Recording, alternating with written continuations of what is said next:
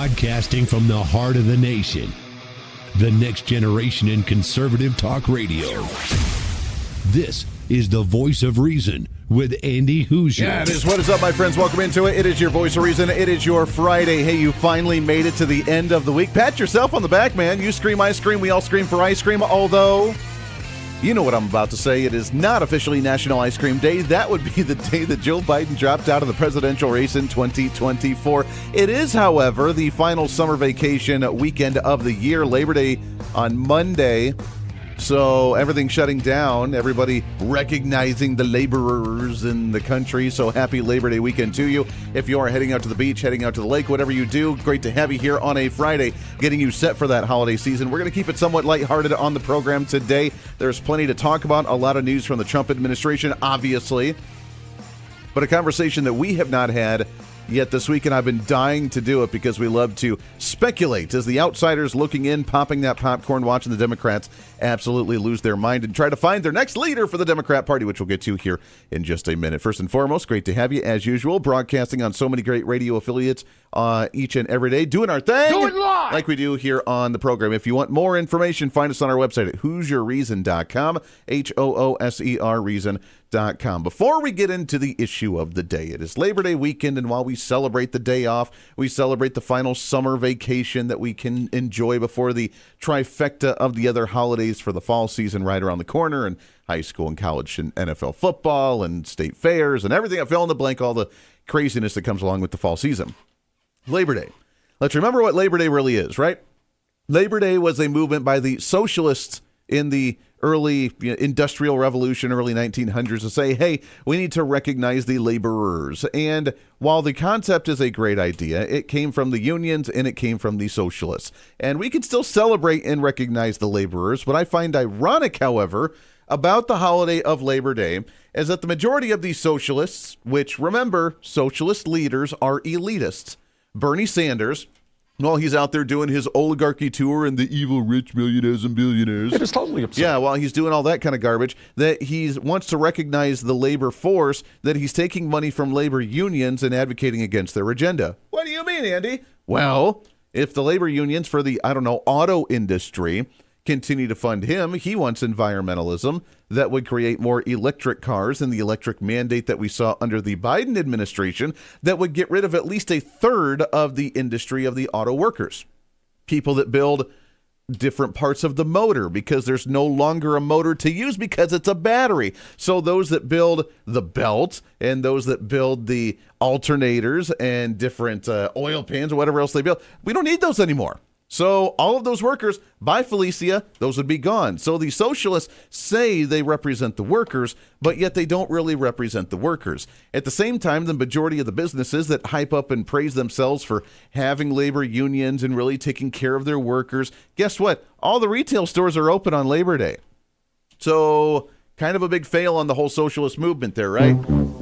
I just find it ironic, and we have to remind ourselves of that each and every year because these Democrats always say that they are for the working class, but yet I don't see the retail stores closing down that have unionized workers on Labor Day while we supposedly reflect the labor workers. If we want to really take care and recognize and appreciate the labor workers, because we should, you and I, we are the backbone of this nation. Well, you so more than me. I entertain you on the radio so you can keep doing your job and maybe with a little bit of a smile on your face. But for all the workers that are out there, that are on the assembly line, that are in the retail, that are in customer service, that drive the trucks every day, everybody that is the backbone and keeps this country going, we truly want to recognize you.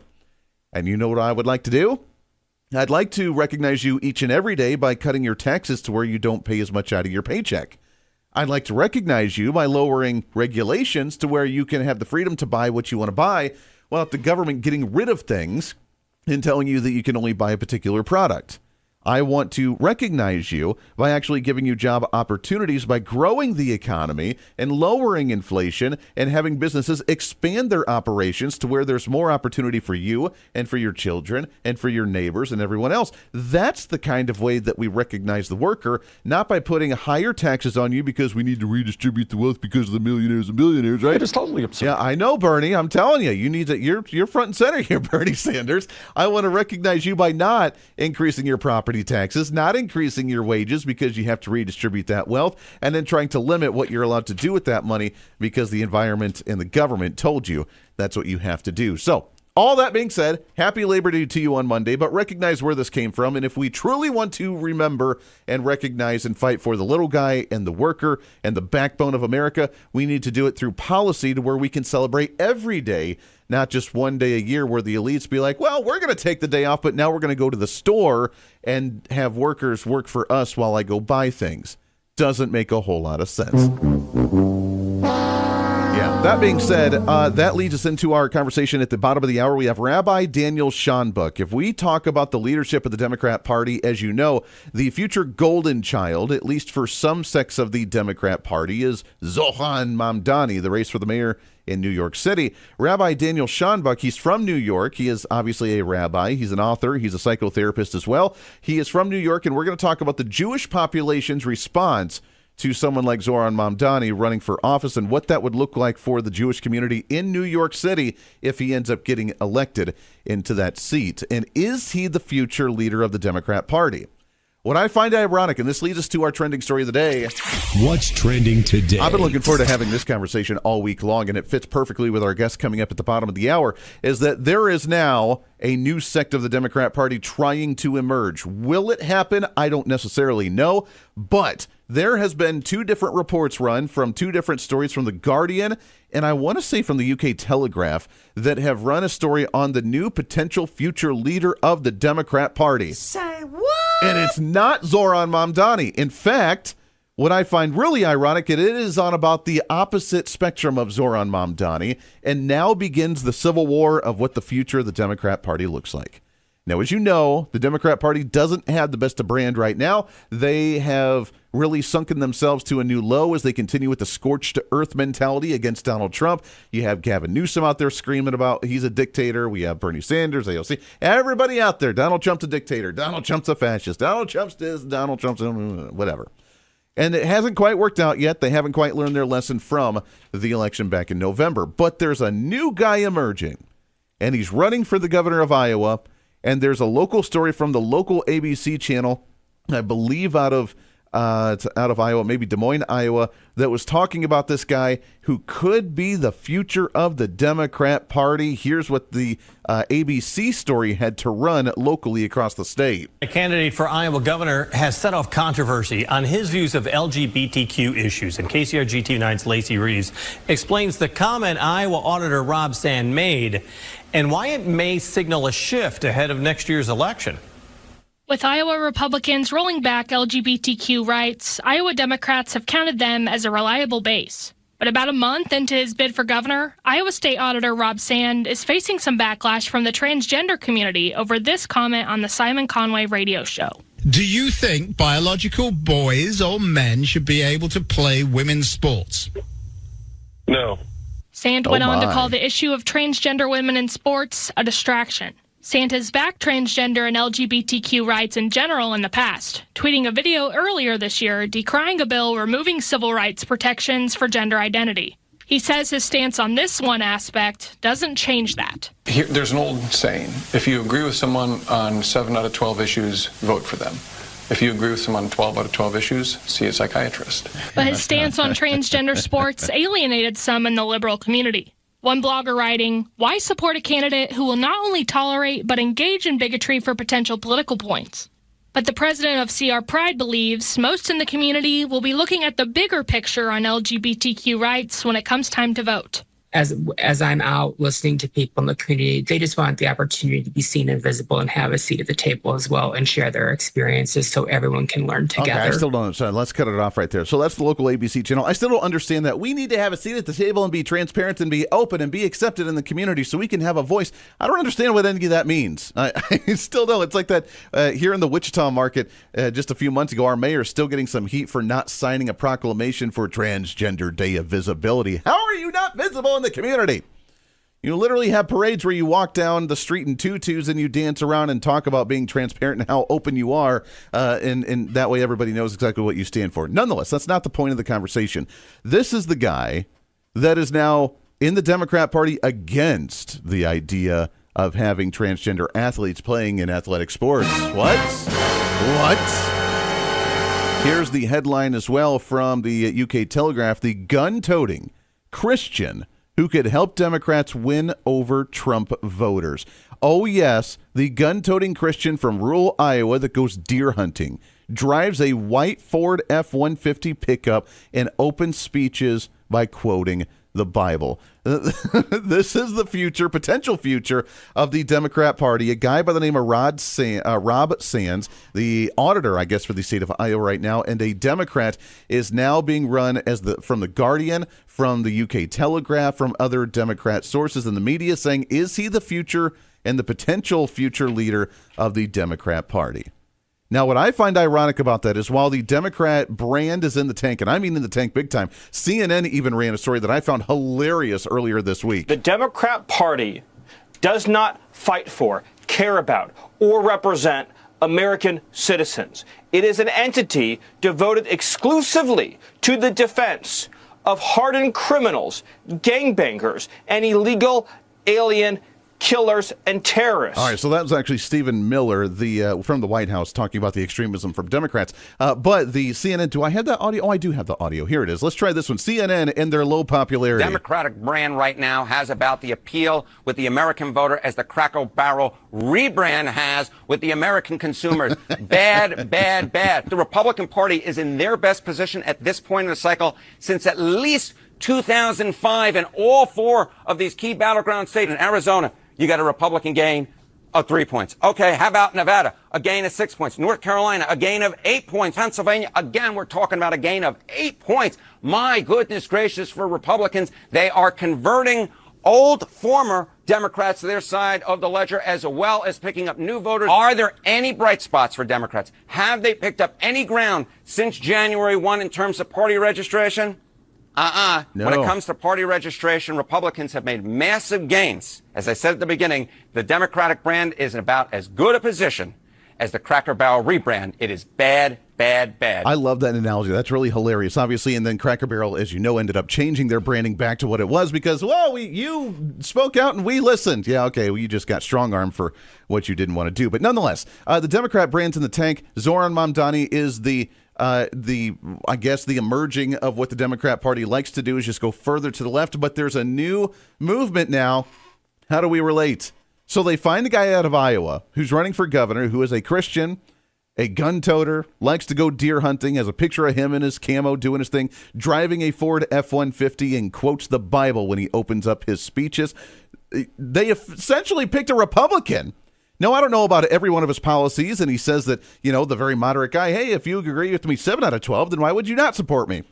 And it sounds kind of rational, kind of reasonable, but I know they already tried this attempt with someone like a Tim Walz that obviously didn't turn out too well, but I don't know much about this guy. He could very well be an actual moderate. What I find absolutely ironic in the entire situation, though, is in order to relate to the general public, in order to relate to the constituency, and in order to try and build back up the Democrat Party, they have to find a guy that's more of a Republican in traditional values, driving a truck, going deer hunting, quoting the Bible, than someone like a weakling beta male Zohran Mamdani that can't bench press 100 pounds and talks about redistributing wealth and socialism. Funny how that works, right? This is the Voice of Reason with Andy Hoosier.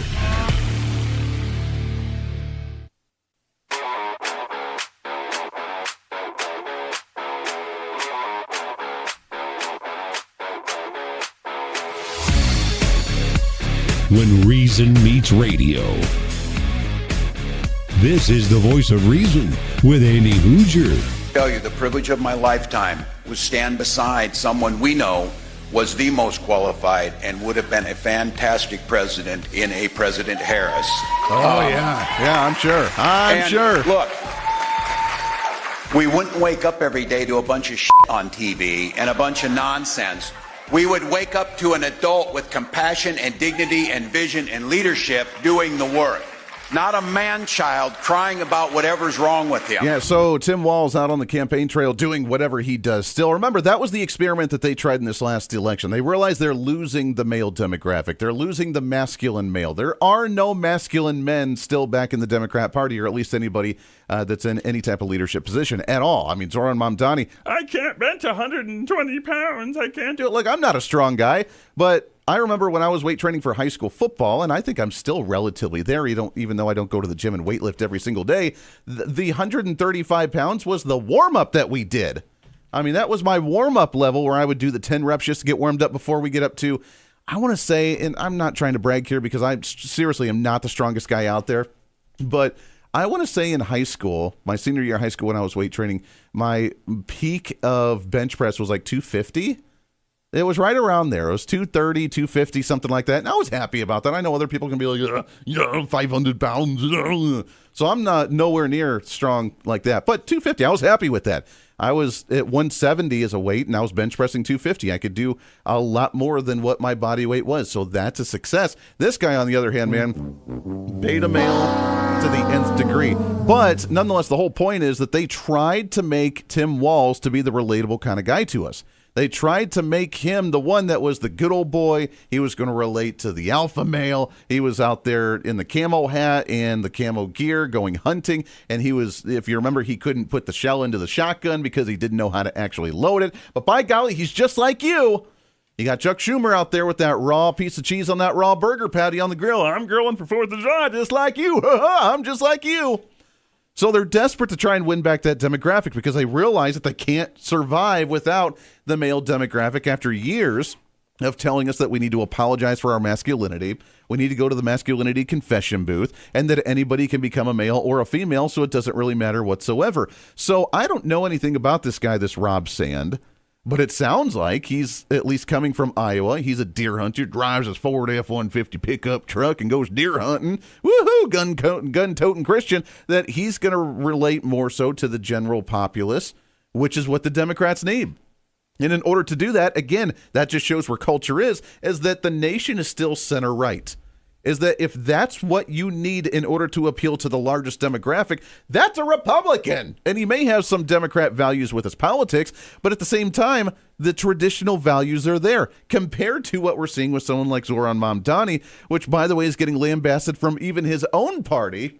When Bill de Blasio goes on Sean Hannity and talks about Mamdani's plan for public safety by getting rid of law enforcement and just using mental health experts. In the middle of the subway system, and you have a social worker down there instead of a police officer who's threatening to kill people, and you're going to go, sir, did anything happen in your childhood that perhaps caused you to be triggered in this moment to threaten to kill people? Is that what you're envisioning? Is that what reimagine the police means to you? No, listen, Sean, as mayor, I chose Bill Bratton as my police commissioner, followed by Jimmy O'Neill, Dermot Shea, career NYPD leaders who did an amazing job. We drove down crime 6 years in a row before COVID hit. So let's be clear.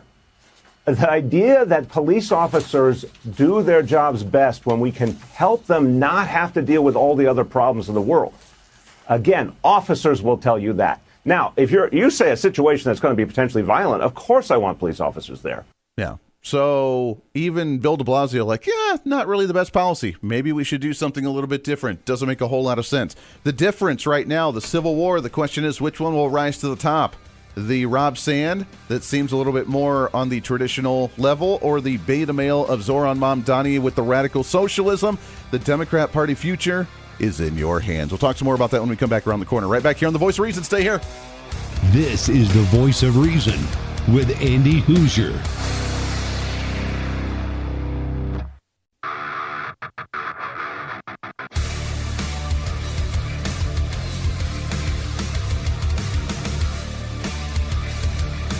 Truth, reason, and common sense.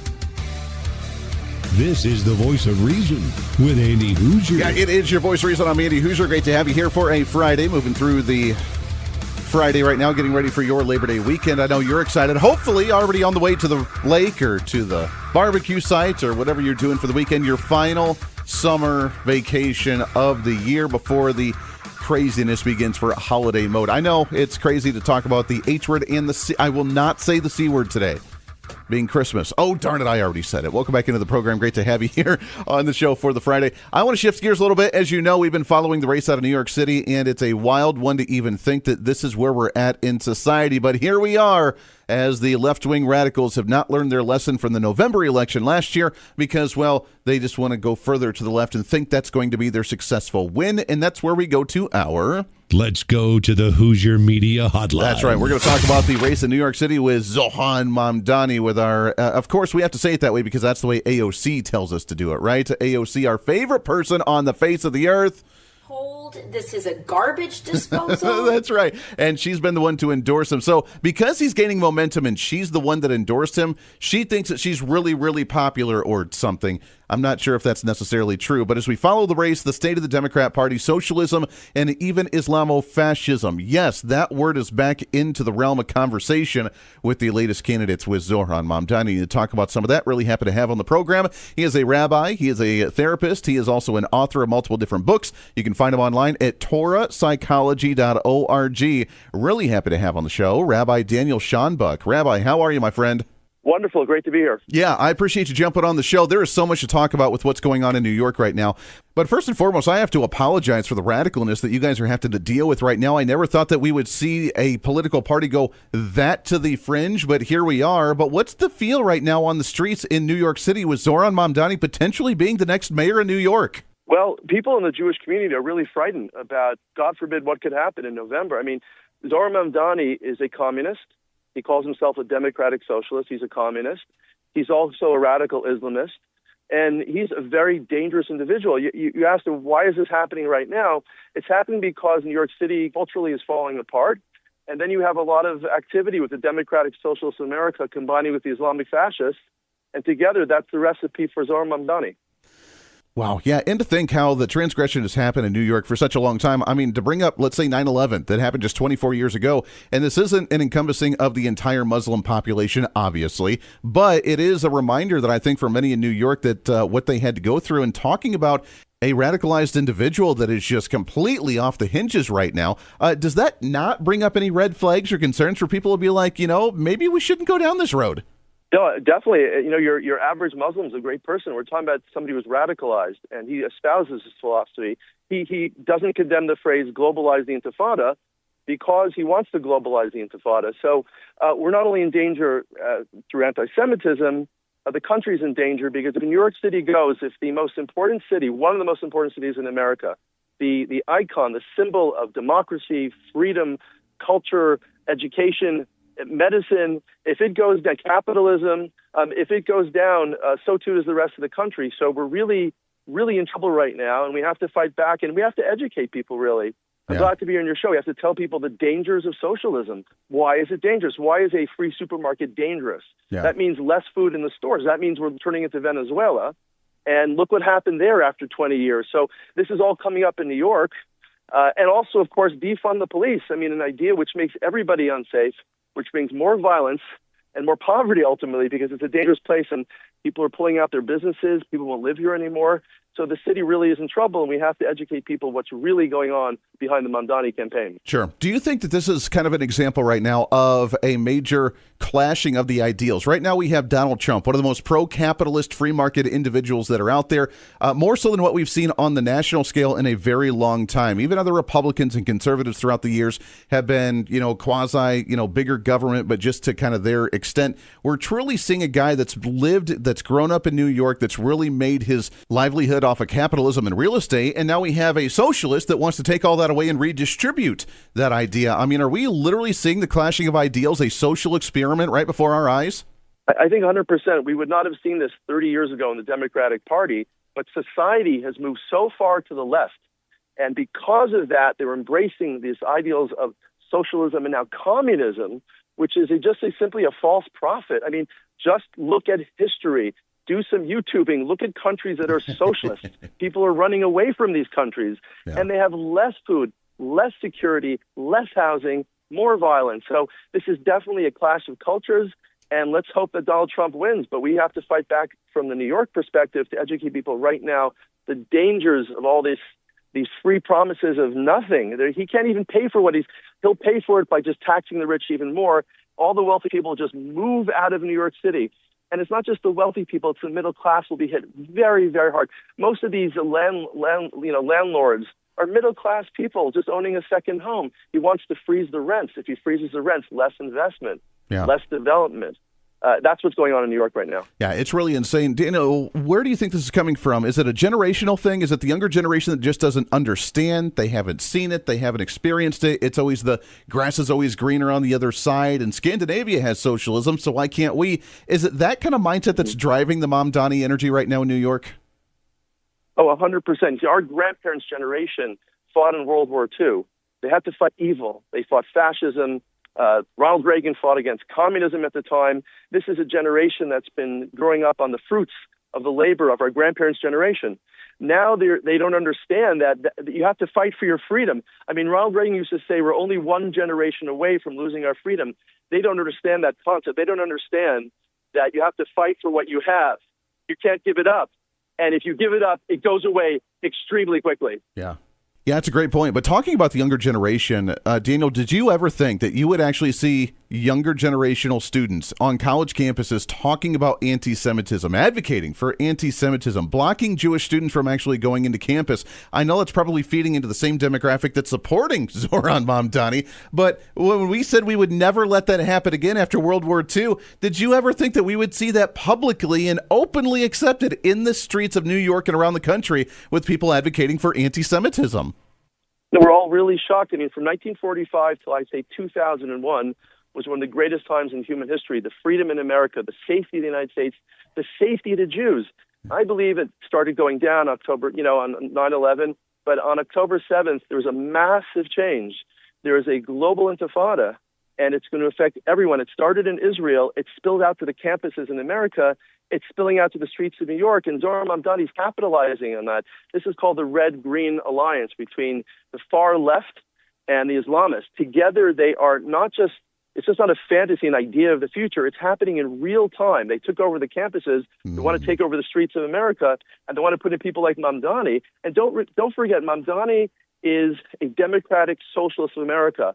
I invite all your listeners to go to DSAUSA.org. Read about the democratic socialists. They are putting these people in power, creating these alliances between the left and the Islamists, and it's actually working right now. But I think people don't understand what's going on. We have to educate people immediately of what's going to happen if he gets into power. Yeah, I was going to say, let's go down that road theoretically, and let's say he gets into power. Let's say they end up winning other small races around the country. They start gaining this kind of influence between the socialism, the Islamofascism, this mindset of wanting to change. And I remember this term always comes back out with Barack Obama. We want to fundamentally change the United States of America, which is what he openly said when he ran for president. What does that mean? What does that look like moving forward if theoretically they end up getting the control they want to get? It looks terrible for everybody right now. New York, I would say, is the top domino. If this goes, so too does the rest of the country. You will see an impoverished New York City over a few years. It's not going to take long. You'll see violence on the streets. If he pulls back the police in the city where it's impossible to go on the subways, it's impossible to travel on the subways because of the danger and the violence. Just recently, a few years ago, people were burnt in the subway, burnt alive. People are pushed into the tracks all the time. You have people that are very ill and dangerous walking the streets because of cashless bail as well. If he is allowed to do what he wants to do, you're going to see more violence in society. If there's more violence, less investment. All the middle class, the wealthy people move out of New York City. You see a massive generational change, and you'll see the city falling apart. If New York goes again, so too does everything go with it. New York State goes with it.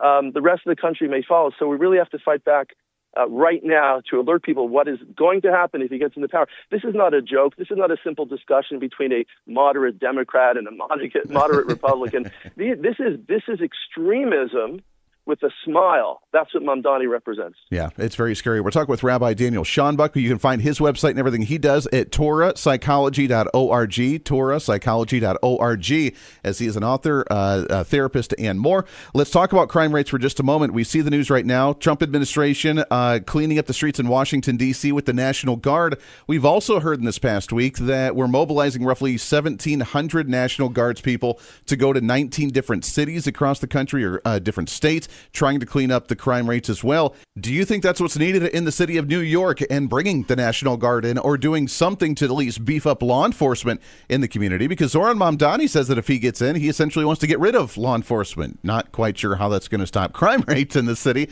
but that's what he's been advocating for. So what's the state of New York right now, and do we need that assistance from the Trump administration? We're going to have that force here. If Mamdani wins, I believe the National Guard will be called in eventually. There's going to be no option. With that amount of violence on the streets, not being police, just imagine the violence that's going to occur in New York City. The only way to save people is not Mamdani. It's Donald Trump, the federal government. The Democrats will not save New York City. This is a supermajority of Democrats in Albany, which is our capital here. There's no one to turn to at this point. Everything has been lost if Mamdani wins. The violence continues. The violence gets worse. And I have a feeling now with Donald Trump hinting to the need for, of course, Chicago, New York, he understands exactly what's going to happen. Donald Trump is always a few steps ahead of what culture is saying right now. That is very true. He's always playing 3D chess when everybody else is playing checkers, and he's always been ahead of everybody, which has been fun to watch, especially in the mainstream media. Daniel, hang on the line. We got to take a break. When we come back, one more segment left. I want to talk about culture for just a moment. I want to talk about the spiritual beliefs of individuals, and where are we at with this race? Can we actually defeat Zohran Mamdani with such momentum behind him from everybody in the mainstream media and the Democrats? Back after this here for The Voice of Reason. The Voice of Reason with Andy Hoosier.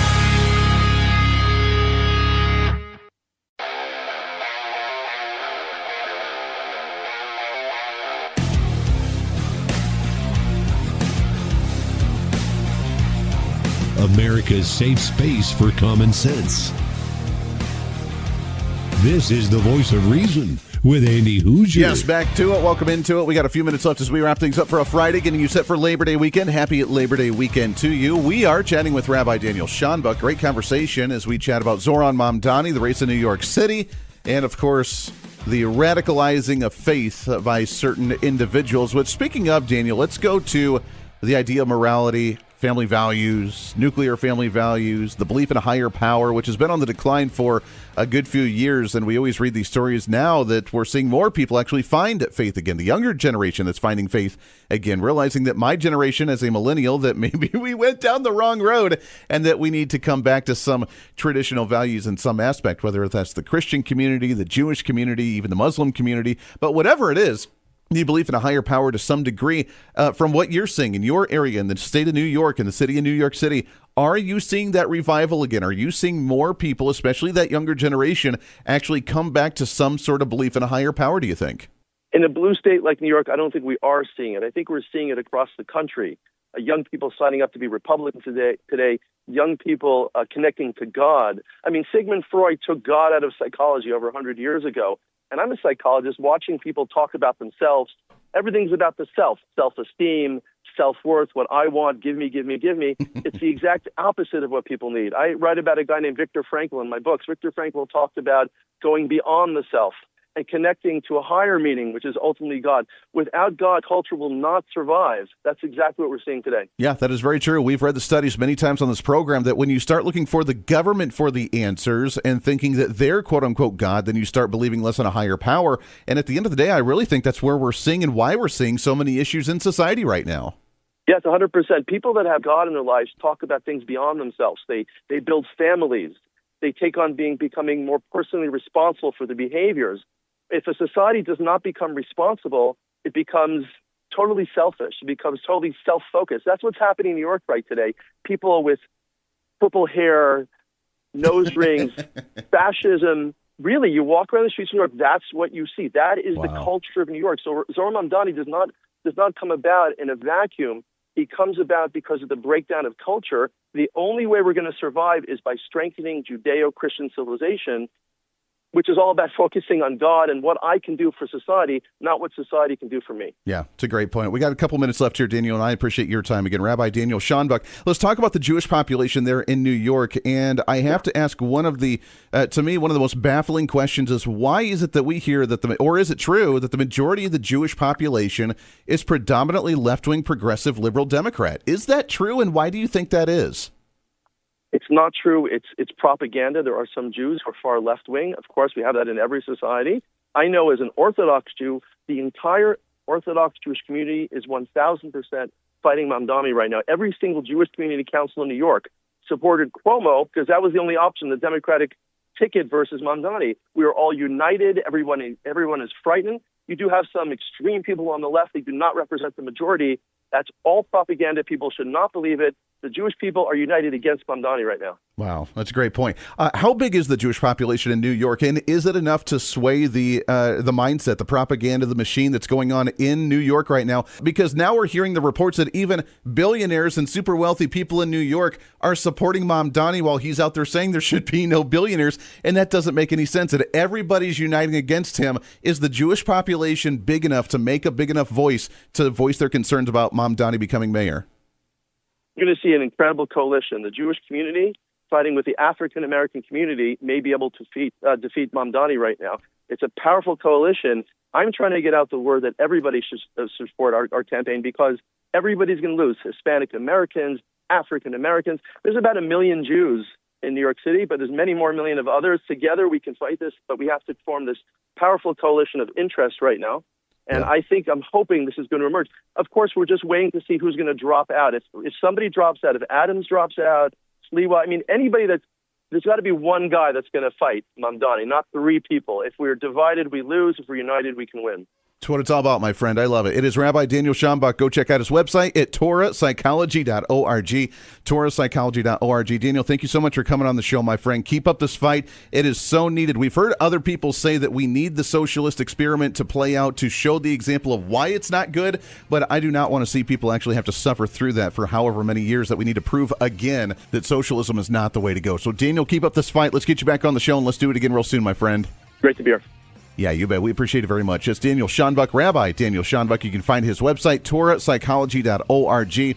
Go and check out all his great content, great information, and keep up that fight. God bless him. We need to keep that going. We cannot allow the radicalism to take hold. If we allow the socialist experiment, like George Will had said, just let it play out. That way we can prove socialism doesn't work any longer. If we do that, it doesn't go away. We've seen that at the federal level for how long now? How long have we seen these governmental agencies never go away? We can't allow that to happen again. Until then, back at it again on Monday. Everybody have a great Labor Day weekend. We'll see you on the radio. Bye.